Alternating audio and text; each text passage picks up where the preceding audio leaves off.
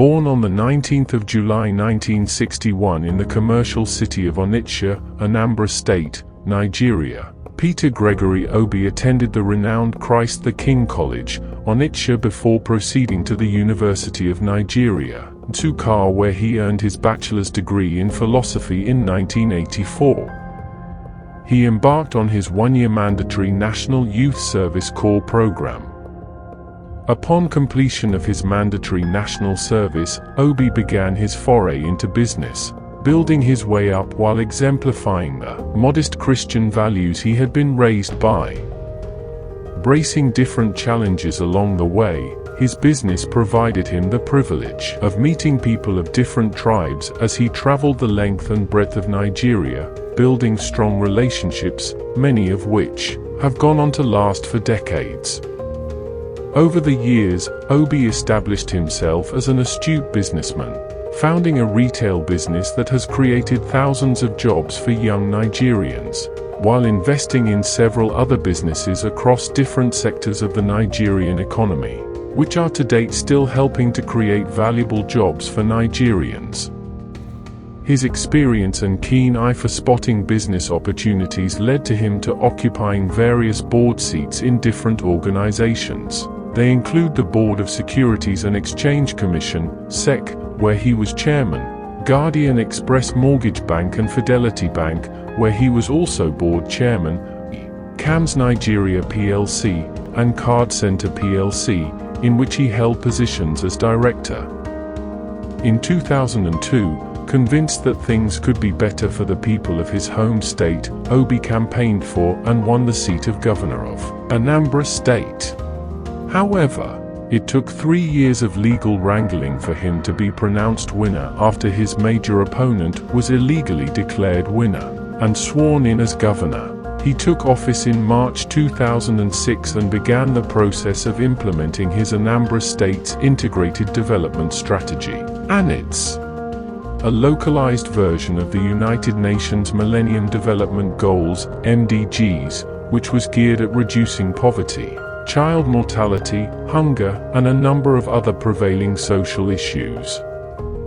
Obi's innovative leadership had at its foundation the belief that every society can only prosper when its people are well and truly empowered to create wealth. To achieve this, he focused majorly on improving the education standards in the state, establishing critical health infrastructure, implementing business-boosting policies while ensuring the security of lives and properties within the state. Despite being wrongly challenged through impeachment twice, Obi's visionary policies saw Anambra State move 16 places up in education rankings, to becoming the #1 state in Nigeria. His administration invested heavily in clean water schemes, waste management, support for primary, secondary, even tertiary healthcare centers, vocational skill acquisition, and much more. By the time Obi was re-elected for a second term in 2010, he had already ingrained full transparency in how the government's business was run, maintaining a very prudent approach to management of state resources in order to reduce fiscal waste and maximize delivery of important amenities to his people.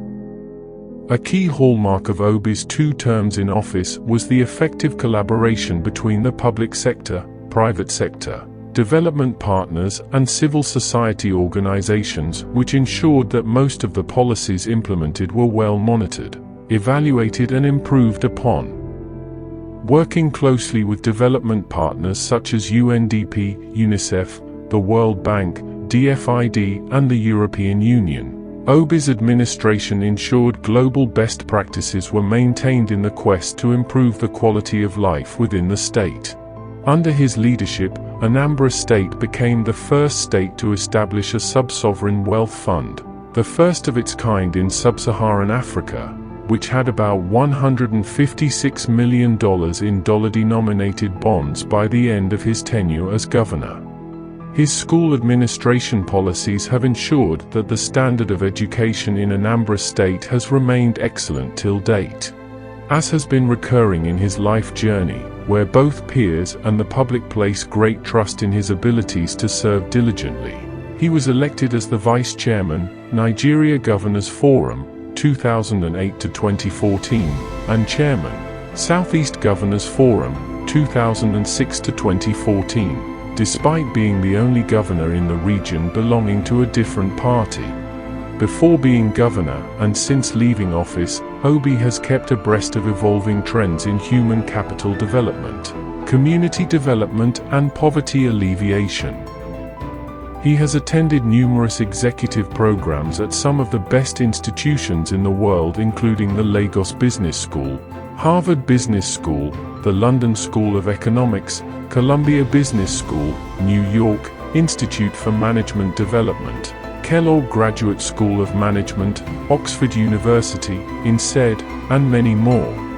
His focus has remained to understand the best ways, in policy and implementation, to create a Nigerian dream where every Nigerian is able to contribute meaningfully to the progress of the nation, while living a productive life for themselves. In the run-up to the 2023 general elections in Nigeria, Obi has become the voice of hope for a better Nigeria, presenting himself as a presidential candidate under the Labour Party. His candidacy has rekindled a belief in the possibility of Nigeria towing a new path, away from entrenched corruption that has held it back for years, especially due to his standing as a significant candidate unaffiliated with either of Nigeria's two older parties. Obi's 2023 presidential campaign has received widespread support, notably among young Nigerians, who have self-organized and championed his cause while referring to themselves as obedience. His supporters believe that his integrity, efficient resource management, business acumen, respect for the rule of law, security antecedents in Anambra, and overall focus on developing human capital are what Nigeria requires to regain its pride of place in the world. To secure Nigeria, the Obidate movement promises to end banditry and insurgency, and unite Nigeria, to manage her diversity such that no one is left behind, shift emphasis from consumption to production by running a production-centered economy that is driven by an agrarian revolution and export-oriented industrialization, restructure the polity through effective legal and institutional reforms to entrench the rule of law, aggressively fight corruption, reduce cost of governance, and establish an honest and efficient civil service. Leapfrog Nigeria into the Fourth Industrial Revolution, 4IR, through the application of scientific and technological innovations to create a digital economy.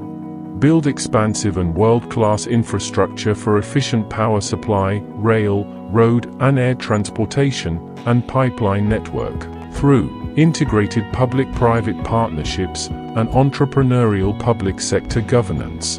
Enhance the human capital of Nigerian youths for productivity and global competitiveness through investment in world-class scholarship and research, quality healthcare, and entrepreneurship education. Conduct an Afrocentric diplomacy that protects the rights of Nigerian citizens abroad and advances the economic interests of Nigerians and Nigerian businesses in a changing world.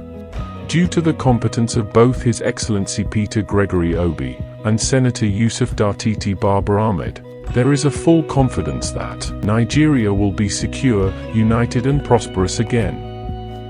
And a new Nigeria that works for everyone and that realizes the hope of black people of the world as a city on the hill will emerge.